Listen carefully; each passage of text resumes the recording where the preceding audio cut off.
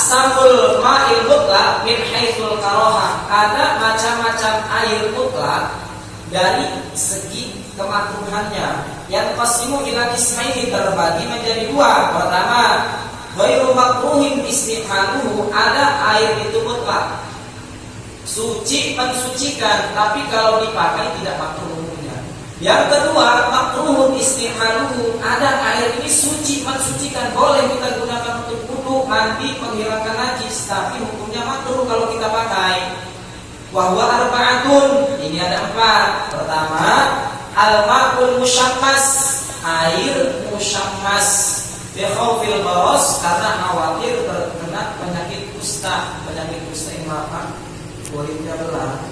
Kalau kita wudu, mandi pakai air ini makruh, karena apa?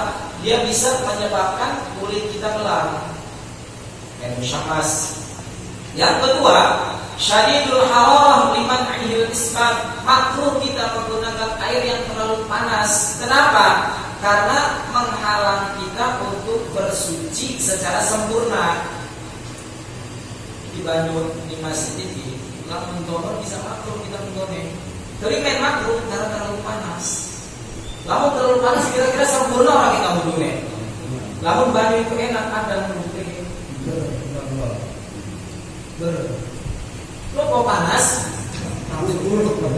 Kan? Tas puyuh. Mungkin banyu bisa panas orang bisa sampai sempurna ya kan? Maka makruh menggunakan. Gimana kita ada? Kalau makruh berarti tidak sah.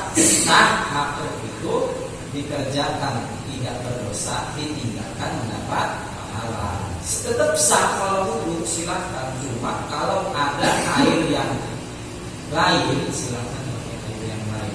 Kalau nggak ada, umpama di rumah banyak dalam waktu ada banyak mati, kalau bebas semuanya. Karena makruh terlalu panas. Yang ketiga, syadidul barudah liman ahil isbat katalik, air yang terlalu dingin juga makruh. Wudu pakai air terlalu dingin, banyu es, makruh juga. Kenapa? Sama, kita terhalang untuk bersuci secara sempurna. Balik terlalu habis, mana yang kita pengen secara sempurna, cepat-cepat pasti wudu. Yang keempat,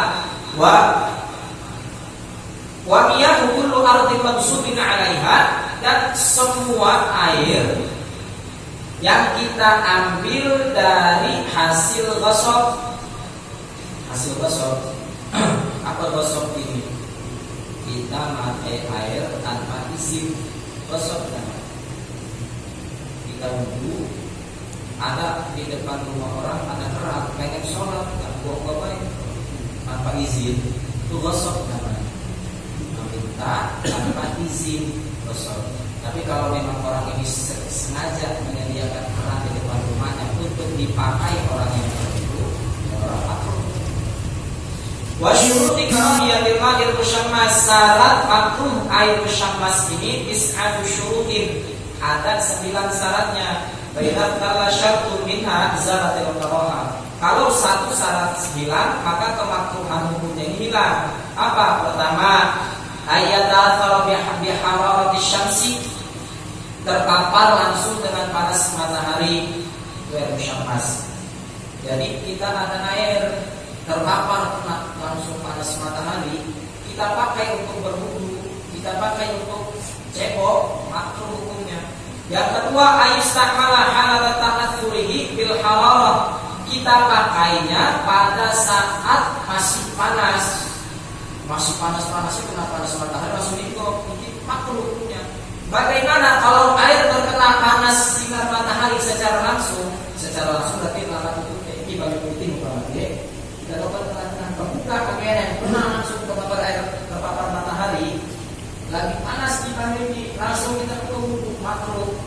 Tapi umpama ada tutupnya, tidak makruh kalau tutupnya terbuka terpapar matahari langsung. Atau kita pakai dalam keadaan panas, setelah panas kita dokter ini pagi gitu, tiba-tiba ada membanyunya. Kalau dia dingin, kembali dingin, maka tidak makruh. Yang makruh itu kita gunakan pada waktu masih panas terpapar matahari. Habis kena matahari panas langsung dipakai, karena khawatir terkena penyakit baros, penyakit kusta, penyakit kulit. Yang ketiga, ayastakmalhu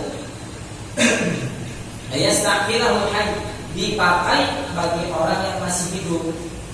Berarti kalau orang yang sudah meninggal dunia tidak makruh orang yang meninggal dunia pakai air musyamas. Yang makruh ini kita yang masih hidup duduk mandi pakai air musyamas. Yang keempat, ayatun nafiina imun kopi, airnya ini berada di wadah yang dicetak. Apa? Kalau hadid, kita punya wadah terbuat dari besi berbentuk seperti ember. Kita dua ember umpama terbuat dari besi, embernya diisi air. Setelah diisi air, kita taruh di depan rumah, terpapar panas matahari langsung. Lagi panas-panasnya kita pakai duduk makruh. Atau wanuhas terbuat dari tembaga, ember terbuat dari tembaga, terkena panas matahari langsung makruh. Korosos terbuat dari timah, makruh pula. Illa tahaba wal fiddah, kecuali terbuat dari emas dan perak. Umpama kita ada wadah ember, saking sugine ember besi emas, perak, didokor banyu, ini nggak makruh sekalipun terpapar panas matahari. Kenapa? Bisofi jauh dari hima, karena saking bersihnya hitam emas. Jadi kalau emas dan perak, wadah ember terbuat dari emas, kita isi air, terkena panas matahari langsung, kita pakai untuk bersuci, nggak makruh. Enggak menyebabkan penyakit emas dan perak. Yang menyebabkan penyakit itu tembaga, timah, dan besi. Nah, bagaimana kalau ember? Kan plastik, enggak makruh. Tower kan bukan dari besi, bukan dari timah, bukan dari tembaga.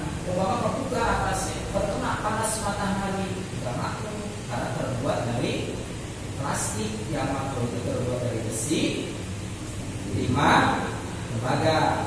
Jadi orang makruh di sini itu kalau terlalu panas. Makruhnya bukan menyebabkan penyakit, tapi kita sulit untuk bersuci secara sempurna. Kelima, ayatuna fi waqtin harim, kita pakainya pada saat musim panas. Lagi musim panas, Pak. Panasnya Yang keenam, ayustakmala fil badan la fil thawb, kita digunakannya di badan bukan di baju. Kita gunakan untuk wudhu, mandi, cebok. Tapi bagaimana ada air musyamas terpapar matahari, kita gunakan untuk cuci baju, tidak makruh kalau untuk cuci baju. Yang ketujuh, ayatuna fil qutrin harim, seseorang itu berada di negara yang memang panas.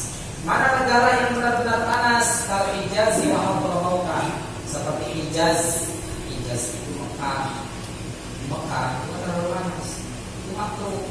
Nah, bagaimana kalau selain di Mekah dan Hadramaut Yaman?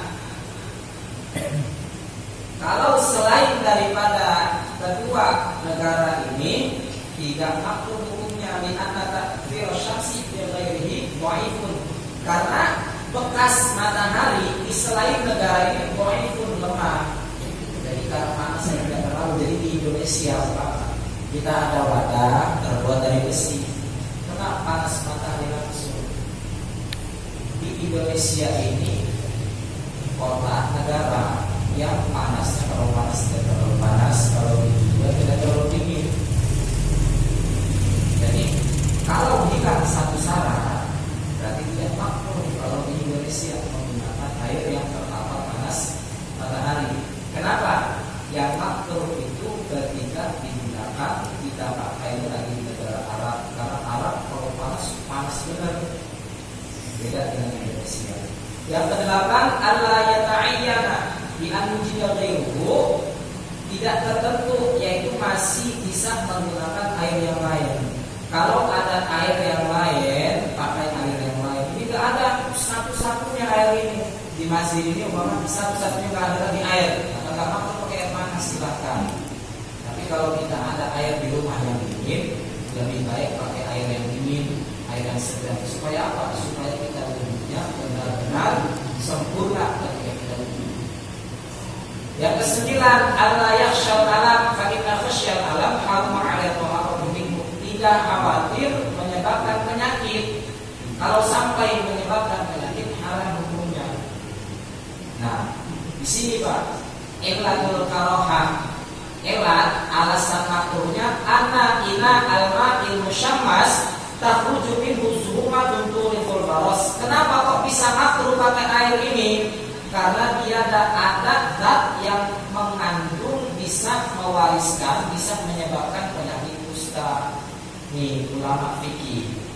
Jadi dua pendapat di fikih itu, ada Imam Ar-Rafi'i, ada Imam An-Nawawi. Imam Ar-Rafi'i mengatakan makruh dipakai air ini nih, air musyammas.